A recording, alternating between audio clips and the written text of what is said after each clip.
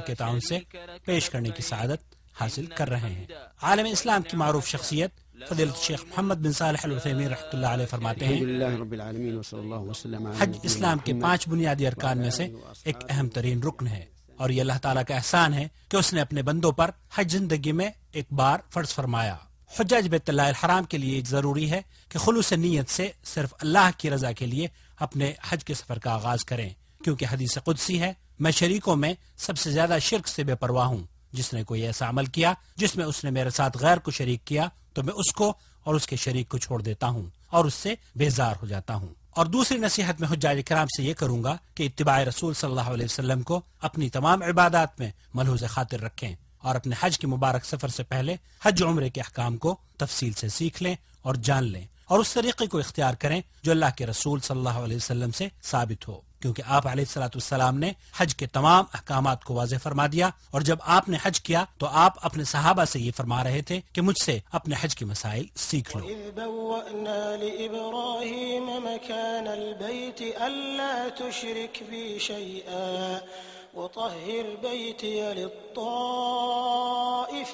وَالْقَائِمِينَ وَالرُّكَّعِ السُّجُودِ وَأَذِّن فِي النَّاسِ بِالْحَجِّ يَأْتُوكَ رِجَالًا وَعَلَى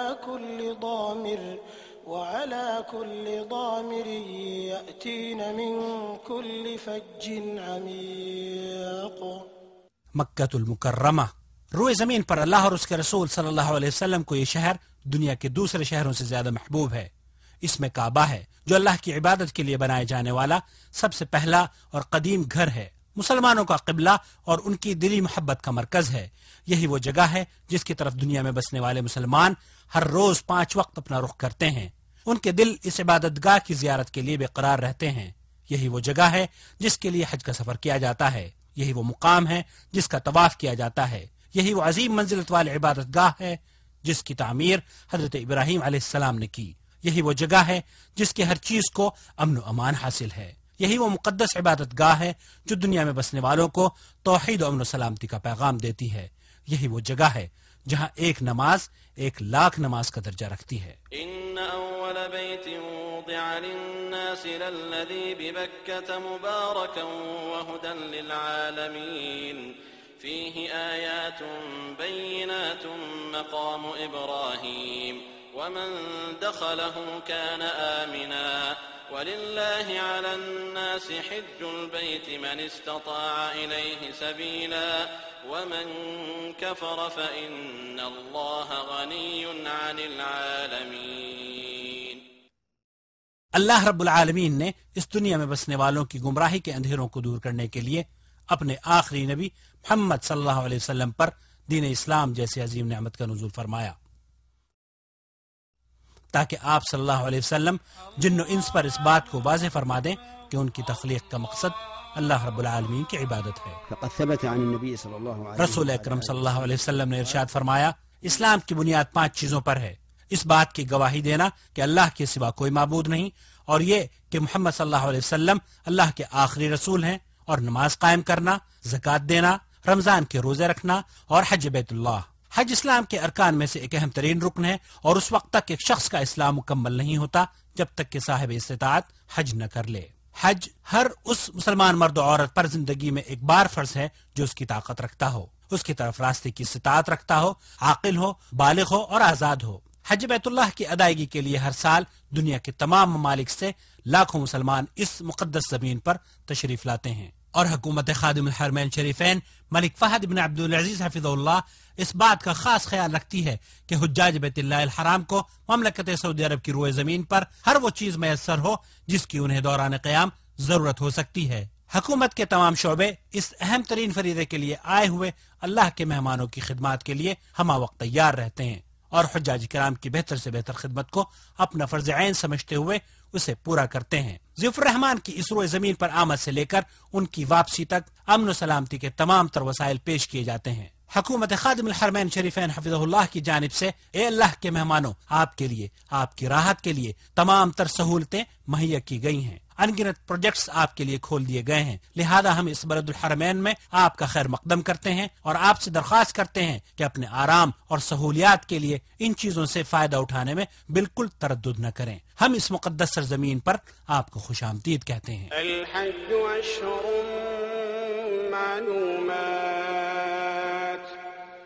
فمن فرض فيهن الحج فلا رفث ولا فسوق ولا جدال في الحج وما تفعلوا من خير يعلمه الله وتزودوا فإن خير الزاد التقوى واتقون يا أولي الألباب۔ حجاج بیت اللہ الحرام کے لیے یہ جاننا ضروری ہے کہ حج کی 3 قسمیں مشروع ہیں، اور ہر حاجی کے لیے ضروری ہے کہ اسے اس بات کا بخوبی علم ہو کہ وہ حج کی کون سی قسم کے مطابق حج کر رہا ہے۔ حج کی وہ 3 قسمیں ہیں: حج تمتع، حج قران اور حج افراد۔ ان تینوں قسموں میں سب سے افضل حج حج تمتع ہے، کیونکہ اللہ کے رسول صلی اللہ علیہ وسلم نے اپنے اصحاب رضوان اللہ علیہ مجمعین کو حج تمتع ہی کی تاکید فرمائی۔ حج تمتع کی تعریف یہ ہے کہ حج کے مہینوں میں یعنی شوال، ذی القعدہ اور ذی الحج کے آخری عشرے میں عمرے کا احرام باندھے، عمرے سے مکمل طور پر فارغ ہونے کے بعد احرام کھول دے، اور پھر اسی سال 8ویں ذی الحجہ کو مکہ مکرمہ سے یا اس جگہ سے جہاں حاجی مقیم ہو حج کا احرام باندھے۔ حج تمتع کرنے والے پر قربانی واجب ہے، اور اگر جانور میسر نہ ہو پائے تو بدلے میں 10 روزے رکھے، 3 حج کے دوران اور 7 گھر واپس آ کر۔ اور حج قران یہ ہے کہ حج اور عمرے دونوں کا ایک ساتھ ہی احرام باندھے، ایسی حالت میں حج قربانی کے دن ہی حج اور عمرہ دونوں سے حلال ہوگا۔ حج قران کرنے والے کے لیے ضروری ہے کہ مکہ مکرمہ میں آنے کے بعد بیت اللہ کا طواف کرے، سعی کرے اور اپنے احرام کو نہ کھولے۔ حج قران کرنے والے پر بھی قربانی واجب ہے، اور اگر جانور میں سر نہ ہو پائے تو بدلے میں 10 روزے رکھے، 3 حج کے دوران اور 7 گھر واپس آ کر۔ اور حج افراد یہ ہے کہ حاجی صرف حج کی نیت کرے اور مکہ مکرمہ میں داخل ہونے کے بعد طواف قدوم کرے، سعی کرے اور یوم نحر تک اپنے احرام کو نہ کھولے۔ حج افراد کرنے والے پر قربانی واجب نہیں۔ حج کی تینوں قسموں میں سے سب سے افضل قسم حج تمتع ہے، اس کے بعد قران اور اس کے بعد حج افراد۔ حج کے ارکان عموماً احرام کے ساتھ شروع ہوتے ہیں، اور جس کا معنی یہ ہے کہ حاجی میقات پر پہنچ کر حج کی نیت کرتا ہے۔ میقات 5 ہیں۔ اللہ کے رسول صلی اللہ علیہ وسلم نے ان میقات کا تعین فرمایا ہے، اور حجاج کے لیے یہ ضروری ہے کہ ان میقات پر پہنچ کر اپنے حج عمرے کی نیت کرے اور احرام کو باندھے، اور وہ 5 میقات ہیں۔ ذوالحلیفہ مدینے والوں کے لیے ذوالحلیفہ ہے، اور آج کل ابیار علی سے احرام باندھا جاتا ہے۔ جحفہ شام والوں کے لیے جحفہ ہے، اور آج کل اس کے قریب رابغ نامی شہر سے احرام باندھا جاتا ہے۔ قرن المنازل نجد والوں کے لیے قرن المنازل ہے، یہ مقام آج کل السیل الکبیر کے نام سے جانا جاتا ہے۔ یلملم یمن والوں کے لیے یلملم ہے، جو کہ السعدیہ کے نام سے مشہور ہے۔ ذات عرق یہ اہل عراق یا اہل مشرق کا میقات ہے۔ مکہ مکرمہ کے لوگ مکہ سے ہی حج کا احرام باندھیں، اور اسی طرح اہل جدہ بھی جدہ ہی سے حج کا احرام باندھیں گے۔ لہذا حاجی اور معتمر کے لیے یہاں سے بغیر احرام کے گزر جانا جائز نہیں، اور جان بوجھ کر میقات سے بلا احرام باندھے۔ اگر کوئی شخص گزر جائے تو اس کے لیے ضروری ہے کہ وہ واپس اپنی میقات پر لوٹے اور احرام باندھے، اور ایسا نہ کرنے کی شکل میں اس پر دم واجب ہوگا، جسے جانور کی قربانی کی شکل میں حرم کی حدود میں ذبح کر کے پر تقسیم کرنا ہوگا۔ اے مسلمان بھائی، اگر آپ زمین کے راستے سے، گاڑی سے یا کسی اور سواری سے سفر کر رہے ہیں تو میقات پر پہنچنے کے بعد اگر میسر ہو تو غسل کر لیں، اپنے جسم پر خوشبو لگا لیں اور اپنی صفائی کا اہتمام کریں، اور اپنی احرام کی 2 چادروں کو باندھ لیں۔ معلوم ہو کہ عورتوں کے لیے احرام ان کا عام لباس ہے، البتہ ایسے کپڑے نہ پہنے جن میں زیب و زینت کا اظہار ہوتا ہو۔ اس کے بعد عمرے کی نیت ان الفاظ سے کہنی چاہیے: لبیک عمرہ۔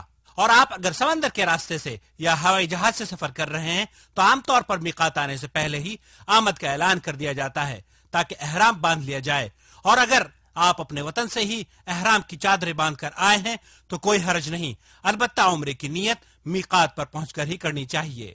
نیت کرنے کے بعد اب مرد حضرات کو چاہیے کہ آواز سے تلبیہ پڑھیں، لیکن عورتیں تلبیہ پڑھتے وقت اپنی آوازیں پست رکھیں۔ واضح ہے کہ اجتماعی طور پر تلبیہ پکارنے سے بھی دوسروں کو تشویش ہوتی ہے، یہ بھی نامناسب عمل ہے۔ شریک لک لبیک ان الحمد والنعمت لک والملک لا شریک لک لبیک اللہم لبیک لبیک لا شریک لک لبیک ان الحمد والنعمت۔ محترم حجاج کرام، حج اور عمرے کا احرام باندھنے کے بعد آپ کے لیے مندرجہ ذیل باتوں کا جاننا ضروری ہے، کیونکہ محرم پر کچھ ذمہ داریاں اللہ تعالیٰ کی طرف سے عائد ہوتی ہیں۔ مثلا بال نہ کاٹے، لیکن اگر خود بخود بال جھڑ جائیں تو کوئی حرج نہیں۔ ناخن نہ تراشے، لیکن اگر خود بخود ناخن الگ ہو جائیں تو کوئی حرج نہیں۔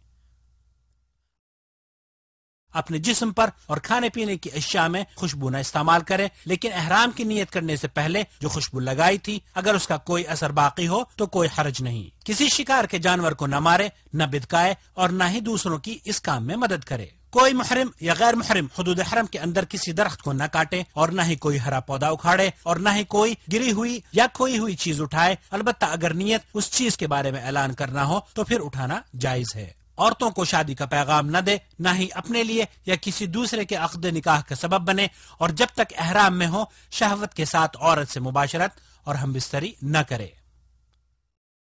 عورت کے لیے احرام کی حالت میں ہاتھوں میں دستانے پہننا یا نقاب یا برقعے کے ذریعے اپنے چہرے کو چھپانا ممنوع ہے۔ اگر اجنبی مردوں کا سامنا ہو رہا ہو تو پھر چہرے کو اوڑھنی یا کسی اور چیز سے چھپانا واجب ہے، ویسے ہی جیسے کہ غیر حالت احرام میں واجب ہے۔ احرام کی حالت میں مردوں پر اپنے سر کو ڈھانکنا جائز نہیں، لیکن چھتری سے یا گاڑی کی چھت سے یا اپنے سامان کو سر پر اٹھانے میں اگر سر چھپ جائے تو کوئی حرج نہیں۔ اگر محرم بھول کر جہالت میں سلا ہوا کپڑا پہن لے یا اپنے سر کو ڈھانک لیتا ہے یا خوشبو استعمال کر لیتا ہے یا اپنا کوئی بال کاٹ لیتا ہے تو کوئی حرج نہیں۔ قمیص، پائجامہ یا کوئی دوسرا سلا ہوا کپڑا پورے جسم یا جسم کے کچھ حصے کے لیے استعمال نہ کرے۔ إذا لم يجد إزارا فيلبس السراويل أو إذا لم يجد نعلين فيلبس الخفين ولا حرج۔ ایسے جوتے بھی استعمال نہ کرے جو ٹخنوں کو چھپا دیں، البتہ عام جوتے اور چپل پہننا، انگوٹھی پہننا، چشمہ لگانا، گھڑی باندھنا، ایئر فون استعمال کرنا، بیلٹ اور پرس استعمال کرنا، اور اگر احرام گندا ہو جائے تو اسے بدلنا محرم کے لیے جائز ہے۔ سر اور جسم کو دھونا بھی جائز ہے، اور اگر محرم کے کوئی زخم لگ جائے تو کوئی حرج نہیں۔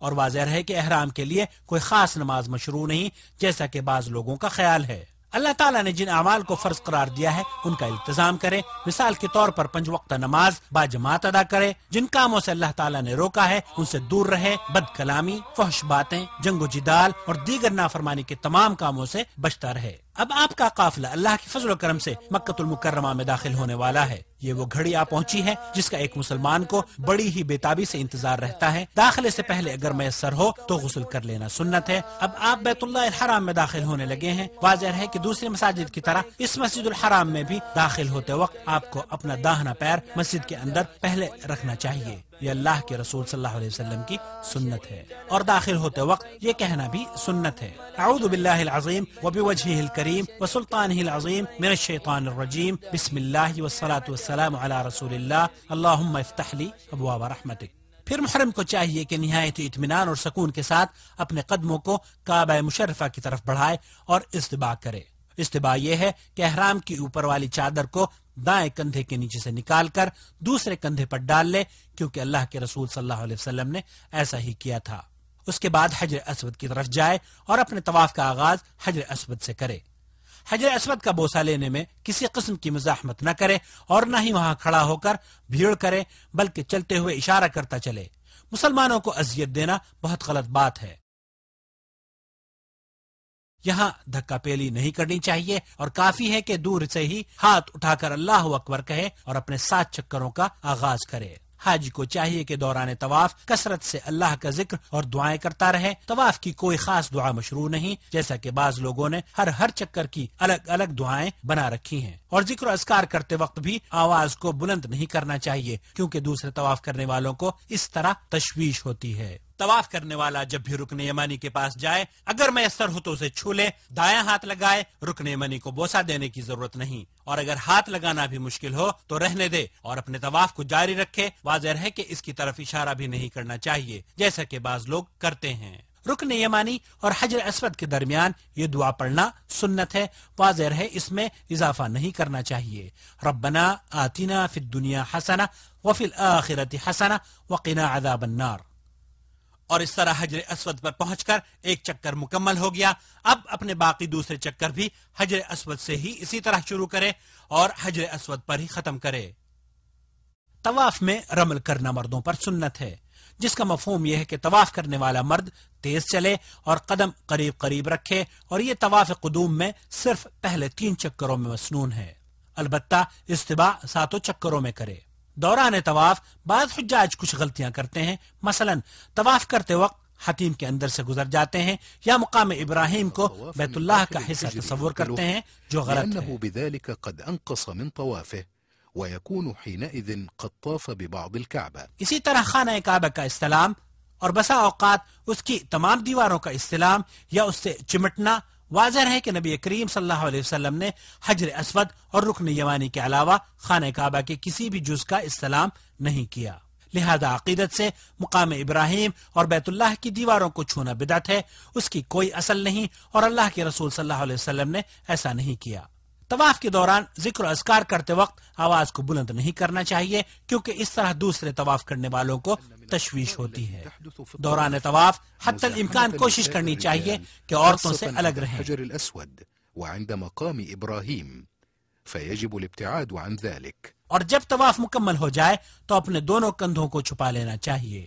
طواف پورا ہونے کے بعد اگر میسر ہو تو مقام ابراہیم پر 2 رکعت نماز پڑھے، اور اگر وہاں جگہ نہ مل پائے تو مزاحمت نہ کرے، بلکہ پورے حرم میں جہاں آسانی سے جگہ مل جائے وہیں نماز پڑھ لے۔ واضح رہے کہ نماز کو نبی کریم صلی اللہ علیہ وسلم کے طریقے کے مطابق ادا کرے، اور ان 2 رکعتوں میں پہلی رکعت میں سورہ فاتحہ کے بعد سورہ کافرون قل یا ایھا الکافرون اور دوسری میں سورہ اخلاص یعنی قل ھو اللہ احد پڑھنا سنت ہے، اور اگر کوئی دوسری صورتیں بھی ان میں پڑھ لے تو بھی جائز ہے۔ اس کے بعد دعا کرے اور پھر حجر اسود کا استلام کرے، اور اس کے بعد آب زمزم پیے اور صفا مروہ کے درمیان 7 چکر لگانے کے لیے کوہ صفا کی طرف نکل جائے، اس پر چڑھے یا اس کے قریب کھڑے ہو کر یہ دعا کرے ابدأ بما بدأ اللہ به، اور یہ آیت پڑھے ان الصفا والمروة من شعائر الله فمن حج البيت او اعتمر فلا جناح عليه ان يطوف بهما ومن تطوع خيرا فان الله شاكر عليم۔ اس کے بعد دونوں ہاتھ اٹھا کر دعا کرے، 3 دفعہ اللہ اکبر کہے اور اس دعا کو بھی 3 بار پڑھے۔ وكرر الدعاء لا إله إلا الله وحده لا شريك له له الملك وله الحمد وهو على كل شيء قدير لا إله إلا الله وحده أنجز وعده ونصر عبده وهزم الأحزاب وحده۔ اور اس کے بعد جو چاہے دعا کرے، واضح رہے یہاں تکبیر کہتے ہوئے ہاتھوں کو نہیں اٹھانا چاہیے، جیسا کہ اکثر حجاج کرتے ہیں، ان کا یہ عمل غلط ولا ہے۔ يرفع يديه إلا إذا كان داعيا ولا يشير بهما عند التكبير فإن ذلك من الأخطاء الشائعة عند كثير من الحجاج والمعتمرين۔ اس کے بعد ذکر و اذکار یا دعائیں کرتے ہوئے مروہ کی طرف چلے، يدعو بما يتيسر له من الدعاء لنفسه وأهله وللمسلمين فإذا بلغ العلم اور جب سبز نشان پر پہنچے تو دوڑنا شروع کر دے یہاں تک کہ دوسرے سبز نشان تک پہنچ جائے، اور پھر آہستہ چلنا شروع کر دے، البتہ عورتیں کہیں بھی تیز نہ چلیں نہ دوڑیں، پھر وہ اوپر چڑھے یا اس کے پاس ٹھہرے اور وہی کرے جو صفا پر کیا تھا۔ تصل أخي الحاج إلى المروة فاستقبل الكعبة وقل ما قلته من الذكر عند صعود الصفا وادعو بما شئت۔ پھر مروہ سے اترے اور صفا کی طرف چلے، اور جب سبز نشان پر پہنچے تو پھر دوڑنا شروع کر دے، ورنہ باقی جگہوں پر آہستہ ہی چلنا چاہیے۔ صفا سے مروہ تک کا جانا 1 چکر ہوتا ہے، اور اسی طرح مروہ سے صفا کو آنا دوسرا چکر کہلاتا ہے۔ اس طرح سعی کے 7 چکر پورے کرے۔ من الصفا إلى المروة شوطا ورجوعك من المروة إلى محترم الصفا حجاج کرام، شوطا. صحیح کرتے وقت اگر درمیان میں آپ تھکاوٹ محسوس کریں یا کسی مرض کی وجہ سے آپ پر صفا مروہ کے درمیان چلنے میں دشواری ہو تو آپ ویل چیئر کا استعمال کر سکتے ہیں، اور اگر طواف کے بعد عورت کو حیض یا نفاس شروع ہو جائے تو وہ اس حالت میں سعی کر سکتی ہے، کیونکہ سعی کے لیے طہارت شرط نہیں، اور بعض عورتوں کو دیکھا گیا ہے کہ وہ مردوں کے ساتھ تیز بھاگتی ہیں، انہیں ایسا نہیں کرنا چاہیے، اور جس وقت سعی مکمل ہو جائے تو متمتع پر ضروری ہے کہ پورے سل کے بال تراشے یا چھوٹے کروائے۔ حاجی کے لیے قصر یعنی چھوٹے کرانا افضل ہے، البتہ عورتیں اپنے تمام بالوں کو ایک جگہ جمع کر کے ان کے سرے 1 انچ کے برابر یا اپنی انگلی کے پورے کے برابر یا اس سے تھوڑا کم کاٹیں۔ یہ سب کچھ کرنے کے بعد اب عمرہ مکمل ہو چکا ہے، اور محرم کے لیے ہر وہ کام حلال ہے جو احرام کی وجہ سے ممنوع ہوا تھا۔ فضیلت شیخ محمد بن صالح العثیمین رحمۃ اللہ علیہ فرماتے ہیں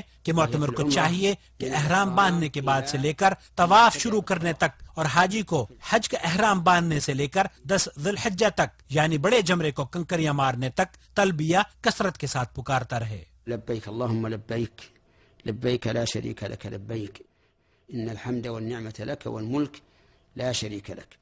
8 ذی الحجہ کا دن جسے یوم ترویہ کہا جاتا ہے۔ تمام حجاج کرام آج کے دن حج کا احرام باندھ کر اللہ کے رسول صلی اللہ علیہ وسلم کی سنت کے مطابق منا کی طرف روانہ ہوتے ہیں۔ بہتر یہ ہے کہ زوال سے پہلے منا کے لیے نکلیں اور راستے میں کثرت سے تلبیہ کہتے رہیں، اور منا میں ظہر، عصر، مغرب، عشاء اور فجر کی نمازیں ادا کریں۔ ان میں سے جو نمازیں 4 رکعت والی ہیں اس میں قصر کریں یعنی 2 رکعت پڑھیں۔ واضح رہے کہ یہ حکم تمام حجاج کے لیے عام ہے، مکہ والوں کے لیے بھی اسی طرح سے ہے جس طرح دور سے آئے ہوئے حاجیوں کے لیے ہے۔ حجاج کے لیے سنت یہ ہے کہ یہ وہ رات منا میں گزاریں، اور فجر کی نماز پڑھنے کے بعد اگلے دن یعنی 9 ذی الحجہ کو سورج طلوع ہونے کے بعد منا سے عرفات کے لیے تلبیہ پکارتے ہوئے اللہ کا ذکر کرتے ہوئے روانہ ہوں۔ 9 ذی الحجہ کا دن جسے یوم عرفہ کہا جاتا ہے، اس دن حجاج کرام میدان عرفہ کی طرف نکلتے ہیں۔ مسلمان اس دن طلوع شمس سے لے کر غروب آفتاب تک عرفات کے میدان میں ٹھہرتے ہیں۔ حجاج کرام، اس دن کی بڑی فضیلت احادیث مبارکہ میں بیان ہوئی ہے۔ یہ وہ دن ہے جس کے بارے میں نبی کریم صلی اللہ علیہ وسلم نے ارشاد فرمایا، الحج عرفہ، حج عرفہ کے دن کا نام ہے۔ مسنون یہ ہے کہ اگر میسر ہو تو حاجی وادی نمرہ میں رہے، ورنہ تو پورا میدان عرفہ ٹھہرنے کی جگہ ہے، اور متعدد مقامات پر ایسے سائن بورڈز بھی لگائے گئے ہیں جن میں حجاج کی سہولت کے لیے مقامات کی نشاندہی کر دی گئی ہے۔ محترم ضیوف الرحمان، اس دن جتنی بھی ہو سکے زیادہ سے زیادہ دعائیں مانگنی چاہیے، شاید کہ چند لمحات کی دعائیں پوری زندگی کی سیاہیوں کو دھو کر روشنی میں بدل دیں اور مصائب و آلام دور ہو جائیں۔ اس روز مسلمانان عالم کے لیے، اسلام کی سربلندی کے لیے، اپنے لیے، اپنے اقربا اور اہل و عیال کے لیے دعائیں کرنی چاہیے۔ اور جب ظہر کا وقت ہو جاتا ہے تو امام صاحب خطبے کا آغاز کرتے ہیں۔ اس خطبے میں وہ امت مسلمہ کو واضح و نصیحت کرتے ہیں اور مسلمانوں کو مذہبی تعصب سے دور رہنے اور اخوت اور بھائی چارگی کا سبق دیتے ہیں۔ اس روز ظہر کے وقت 1 اذان اور 2 تکبیروں کے ساتھ ظہر اور عصر کی 2 رکعتیں جمع کر کے پڑھنا سنت ہے۔ واضح رہے کہ جو حضرات میدان عرفات میں اپنے خیموں میں ظہر کے وقت ظہر اور عصر کے وقت عصر کی نمازیں پڑھتے ہیں، ان کا یہ عمل سنت کے خلاف ہے۔ حجاج چاہے مکہ سے آئے ہوں یا بیرون ممالک سے، تمام کے لیے یہاں نماز قصر اور جمع پڑھنا سنت ہے۔ بہت سے حجاج کو دیکھا گیا ہے کہ غروب آفتاب سے پہلے عرفات کے میدان کو چھوڑ دیتے ہیں، ان کا یہ عمل بھی سنت کے خلاف ہے۔ وهذا غير جائز لأنه مخالف لفعل النبي صلى الله عليه وسلم۔ بعض لوگ جبل عرفات کی چوٹی تک پہنچنے کی کوشش کرتے ہیں، دھکا پیلی کرتے ہیں، دوسروں کو ایذا رسانی کا سبب بنتے ہیں۔ واضح رہے کہ چوٹی پر چڑھ کر وہاں نماز پڑھنے اور اسے عقیدت سے چھونے کی کوئی دلیل نہیں، یہ اعمال بدعت ہیں۔ بعض لوگوں کو دیکھا گیا ہے کہ دعا کرتے وقت جبل عرفہ کی طرف رخ کرتے ہیں، ان کا یہ عمل بھی سنت کے خلاف ہے، اور سنت قبل رخ ہو کر دعا کرنا ہے۔ اللهم إني أعوذ بك من الكفر والفقر ومن عذاب القبر لا إله إلا أنت اللهم أنت ربي لا إله إلا أنت خلقتني وأنا عبدك وأنا على عهدك ووعدك ما استطعت أعوذ بك من شر ما صنعت وأبوء لك بنعمتك علي وأبوء بذنبي فاغفر لي إنه لا يغفر الذنوب إلا أنت.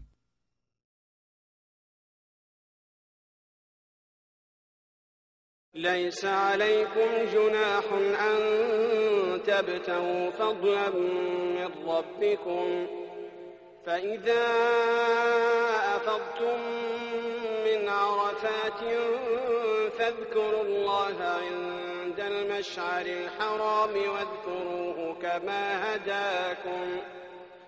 واذكروه كما هداكم وإن كنتم من قبله لمن الضالين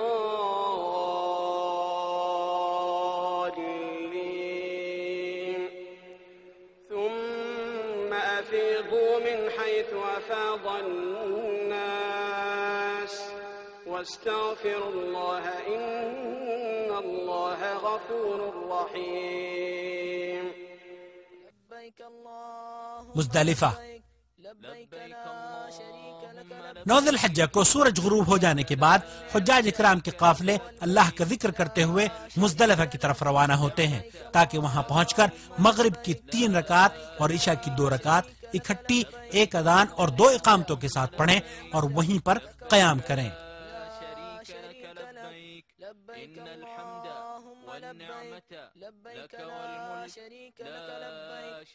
بعض حجاج کو دیکھا گیا ہے کہ وہ مغرب اور عشاء کی نماز کی پرواہ کیے بغیر سیدھے مزدلفہ میں داخل ہوتے ہی کنکریاں جمع کرنی شروع کر دیتے ہیں. واضح ہے یہ جائز نہیں بلکہ نماز کی ادائیگی زیادہ ضروری امر ہے. یہ سمجھنا بھی غلط ہے کہ کنکریاں صرف مزدلفہ سے ہی لینی چاہیے. صحیح مسئلہ یہ ہے کہ کنکریاں حدود حرم میں کہیں سے بھی لی جا سکتی ہیں اور سنت یہ ہے کہ حاجی مزدلفہ میں رات کا قیام کرے. البتہ کمزور عورتیں اور بچے وغیرہ رات کے آخری حصے میں بھی مینا کے لیے روانہ ہو سکتے ہیں اور دوسرے حجاج کو چاہیے کہ فجر کی نماز پڑھنے کے بعد مشعر حرام کے قریب قبلہ رخ کھڑے ہو کر کثرت سے ذکر و اذکار کریں، دعائیں کریں اور اللہ کا شکر ادا کریں. اس کے بعد 7 کنکریاں بڑے جمرے یعنی جمرہ عقبہ کے لیے چنیں اور باقی ایام کی کنکریاں مینا ہی سے جمع کرے. کنکریوں کو دھونے کی کوئی اصل نہیں، یہ بدعت ہے. اس کے بعد سورج طلوع ہونے سے پہلے حجاج کو چاہیے کہ تلبیہ پکارتے ہوئے اللہ کا شکر بجا لاتے ہوئے اپنی زبان کو ذکر میں مصروف رکھتے ہوئے مینا کی طرف روانہ ہوں اور جب مینا پہنچیں تو کوشش یہ ہو کہ جمرہ عقبہ کی طرف روانہ ہوں اور جب جمرہ عقبہ کے پاس پہنچ جائیں تو لبیک پکارنا بند کر دیں. اس کے بعد وہاں پہنچتے ہی مسلسل ایک ایک کر کے 7 کنکریاں اس کو ماریں اور ہر کنکری پھینکتے وقت اللہ اکبر کہہ کر پھینکنا سنت ہے. جمرة العقبة يتوقف عن التلبية ثم يرمي جمرة العقبة ب7 حصيات متعاقبات ويكبر مع كل حصاة ثم يذبح الهدي. اس کے بعد متمتع اور قارن کو چاہیے کہ قربانی کرے اور حجامت کروائے اور عورت کو چاہیے کہ انگلی کے پورے کے برابر اپنے بالوں کو کاٹ لے. قربانی کے دن حج کے کاموں میں اگر ترتیب کا خیال رکھا جائے تو افضل ہے، لیکن اگر ترتیب آگے پیچھے بھی ہو جاتی ہے تو کوئی حرج نہیں، کیونکہ اللہ کے رسول صلی اللہ علیہ وسلم نے اس موقع پر ایسے لوگوں سے جن کی ترتیب بدل گئی تھی یہی فرمایا تھا کہ افعل ولا حرج، یعنی کرتے جاؤ کوئی حرج نہیں. 10 ذی الحجہ یعنی عید الاضحیٰ کا دن.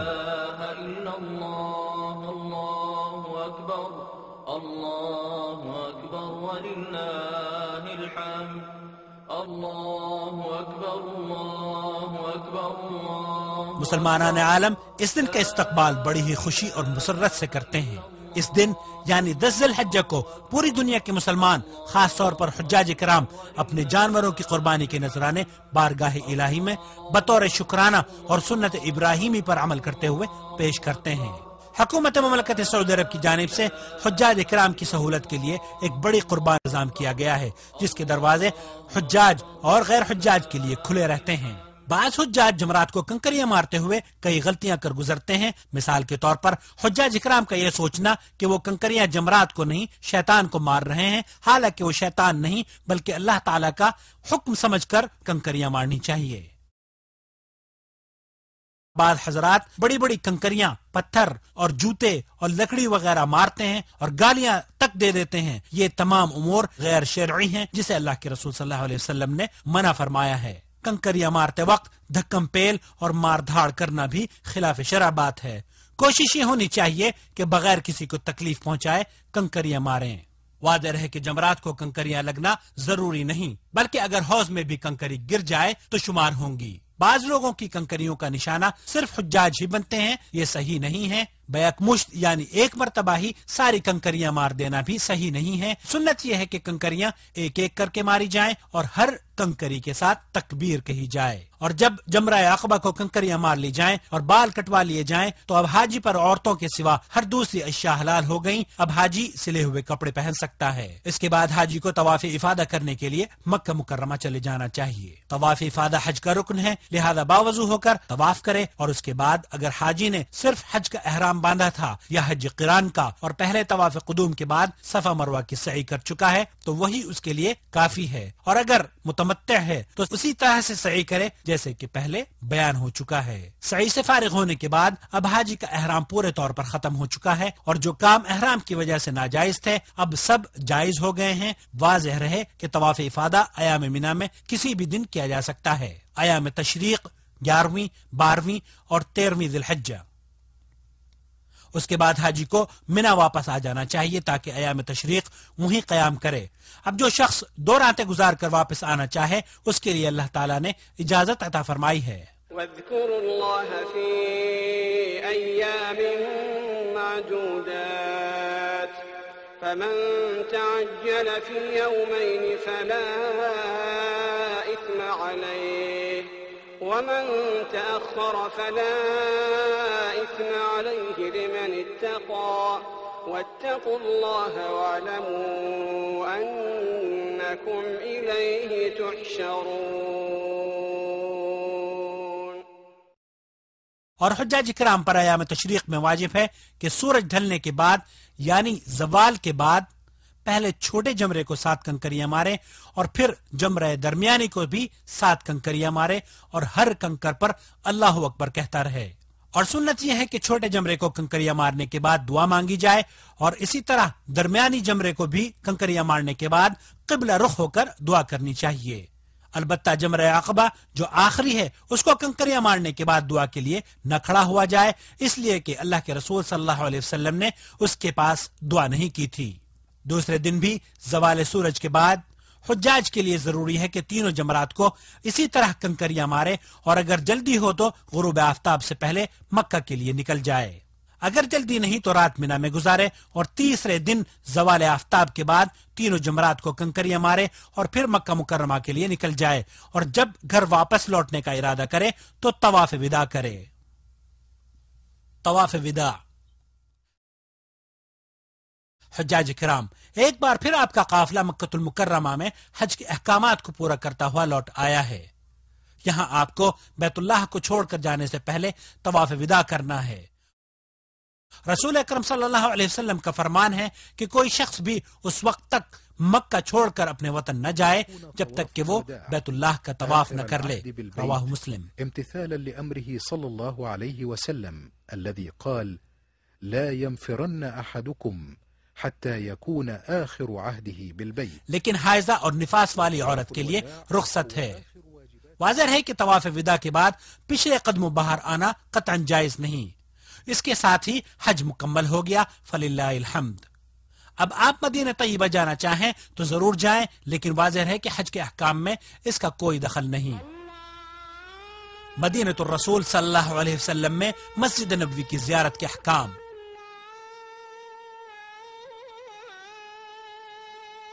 مدینہ منورہ کو حرم رسول صلی اللہ علیہ وسلم، دار ہجرت اور مقام نزول وحی ہونے کا شرف حاصل ہے۔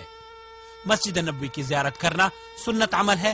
دنیا میں صرف 3 ایسی بابرکت جگہیں ہیں جن کی طرف سفر کرنا مشروع ہے: بیت اللہ الحرام، مسجد نبوی اور بیت المقدس، کیونکہ اللہ کے رسول صلی اللہ علیہ وسلم نے فرمایا ہے کہ صرف 3 مساجد کی طرف ثواب کی نیت سے رخت سفر باندھا جا سکتا ہے، ایک مسجد حرام کی طرف، دوسرے مسجد نبوی کی طرف اور تیسرے مسجد اقصی کی طرف۔ یہاں اس بات کی مزید وضاحت کر دینا زیادہ بہتر ہوگا کہ ان اعمال کا حج کے اعمال سے کوئی تعلق نہیں، لیکن چونکہ اللہ تعالیٰ نے حجاج کرام کو یہ موقع عنایت فرمایا کہ وہ بلد الحرمین شریفین میں حاضر ہوں، تو ان کے لیے یہ سنہری موقع ہے کہ مسجد نبوی صلی اللہ علیہ وسلم کی زیارت بھی کرتے چلیں، یہاں نمازیں پڑھ لیں، کیونکہ اس مسجد میں نماز پڑھنے کا ثواب باقی تمام مساجد سے 1000 درجہ زیادہ ملتا ہے، سوائے مسجد الحرام کے، کیونکہ اس میں ایک نماز کا ثواب 1,00,000 نماز کے ثواب کے برابر ہے۔ ب100,000 صلاة ثم ليسلم على رسول الله صلى الله عليه وسلم۔ اور جب آپ مسجد نبوی میں تشریف لائیں تو داخل ہوتے وقت دایاں پیر پہلے داخل کریں اور یہ دعا پڑھیں جو کہ دوسری مساجد کے داخلے کے وقت بھی پڑھی جاتی ہے۔ اعوذ باللہ العظیم وبوجہہ الکریم وسلطانہ القدیم من الشیطان الرجیم، بسم اللہ والصلاة والسلام علی رسول اللہ، اللہم افتح لی ابواب رحمتک۔ مسجد نبوی میں داخل ہونے کے بعد تحیت المسجد کی 2 رکعتیں پڑھنا سنت ہے، کیونکہ اللہ کے رسول صلی اللہ علیہ وسلم نے فرمایا ہے کہ جب تم میں سے کوئی شخص مسجد میں داخل ہو تو اس وقت تک نہ بیٹھے جب تک 2 رکعتیں نہ پڑھ لے۔ واضح ہے کہ نماز کی زبان سے نیت کرنا بدعت ہے۔ بہتر یہ ہے کہ اگر جگہ آسانی سے مل جائے تو ریاض الجنہ میں پڑھے، اور جگہ نہ ملنے کی صورت میں پوری مسجد میں کہیں بھی پڑھ لے۔ پھر اس کے بعد قبر رسول صلی اللہ علیہ وسلم کی طرف بڑھے اور قبر کے سامنے کھڑے ہو کر ادب و احترام کے ساتھ کہے، السلام علیک ایھا النبی ورحمۃ اللہ وبرکاتہ، اللہم آتہ الوسیلہ والفضیلہ وابعثہ المقام المحمود الذی وعدتہ، اللہم اجزہ عن امتہ افضل الجزاء۔ پھر تھوڑا دائیں طرف بڑھ کر حضرت ابو بکر رضی اللہ تعالی عنہ کی قبر کے سامنے کھڑے ہو کر سلام کرے اور ان کے لیے مغفرت و رحمت کی دعائیں کرے۔ اس کے بعد کچھ اور دائیں طرف بڑھ کر حضرت عمر رضی اللہ تعالی عنہ کی قبر کے سامنے کھڑے ہو کر سلام اور ان کے لیے بھی رحمت و مغفرت کی دعائیں کرے۔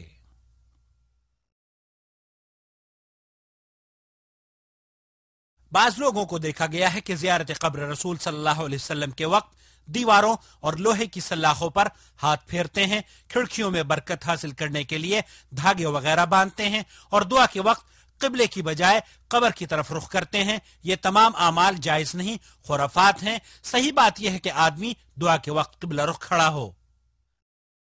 اب زائر کو چاہیے کہ بقیع کے قبرستان کی زیارت بھی کرے، جہاں بڑے بڑے جلیل القدر صحابہ رضوان اللہ علیہم اجمعین مدفون ہیں، جہاں حضرت عثمان ابن عفان رضی اللہ تعالی عنہ مدفون ہیں۔ شہداء احد کی قبروں کی زیارت بھی کرے، جہاں سید الشہداء حضرت حمزہ رضی اللہ تعالی عنہ مدفون ہیں۔ قبروں کی زیارت کے وقت مردوں سے اپنی حاجت طلب کرنا، قبروں سے تبرک حاصل کرنا اور فوت شدگان سے وسیلہ طلب کرنا، یہ سب بڑی خطرناک غلطیاں ہیں۔ قبرستان میں جا کر وہی سلام پڑھنا چاہیے جو اللہ کے رسول صلی اللہ علیہ وسلم نے امت مسلمہ کو سکھایا ہے۔ السلام علیکم یا اہل الدیار من المؤمنین والمسلمین وإنا ان شاء اللہ بکم لاحقون، نسأل اللہ لنا ولکم العافیہ۔ اب اس کے بعد زائر کو چاہیے کہ مسجد قباء جائے، کیونکہ نبی کریم صلی اللہ علیہ وسلم اس مسجد میں اکثر تشریف لے جاتے اور نماز پڑھتے۔ یہی معمول صحابہ کرام کا رہا۔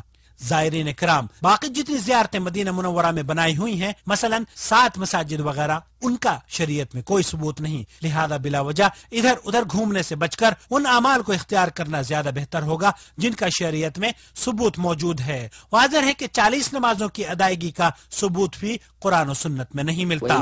اخیر میں فضیلت شیخ محمد بن صالح العثیمین رحمۃ اللہ علیہ فرماتے ہیں کہ حاجی کو اپنے وطن لوٹ کر گناہوں کی طرف نہیں لوٹنا چاہیے، اور جب جب معصیت اور گناہ کی طرف دل مائل ہو تو اسے چاہیے کہ اپنے حج کے ایام کی یاد کو تازہ کر لے۔ ایسا کرنے سے اس کی یہ سنہری یادیں انشاءاللہ تعالی اسے معصیت اور گناہوں سے دور رہنے میں معاون و مددگار ثابت ہوں گی۔ اللہ تعالیٰ سے دعا ہے کہ آپ کے حج کو حج مبرور بنا دے، قابل قدر سعی و محنت اور معاف کیا ہوا گناہ بنا دے۔ اپنے بھائی محمد عاقل کو اجازت دیجیے۔ اس کی پروڈکشن سید محمد عبد الکریم اور زیر نگرانی الاستاذ علی موسیٰ کے تعاون سے عمل میں آئی ہے۔ والسلام علیکم ورحمۃ اللہ وبرکاتہ۔